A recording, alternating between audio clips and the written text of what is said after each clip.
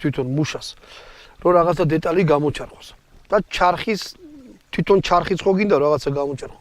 ამიტომ ეგეთი რაღაცები იყო მაგარი ძვირი ეგ უკვე მეორე მსოფლიო ომში რუსებმა აიღეს და მთელი ის დაშალეს რაც კი ევროპაში რამე ნახეს ჩარხი სულ ყველაფერი მე აქ ჩამოიტანეს და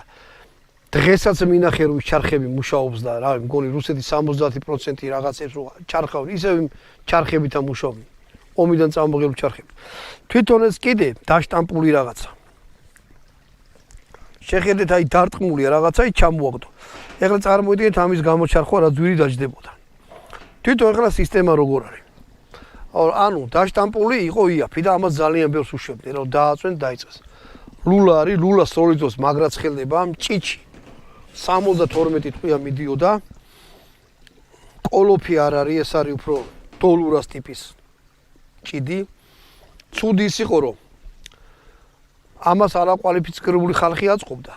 და მჭიდები ერგებოდა თვითონ ქარხანაში იარაღს და ინდივიდუალური იყო ის მუშა ამას აიღებდა რაღაცას ჩაუქლიბავდა რამე რომე მიაყენებდა და იტყოდა ჭიდი იდო აირაღთან ერთად ანუ ომის დროს ერთმა მეორეს მჭიდი მიცადა დაუყენა და ისოლა შანსი არ იყო რა 95% მჭიდი მჭიდზე არ მიდიოდა ანუ შენი მჭიდი უნდა გეტერებინა თან რა იყო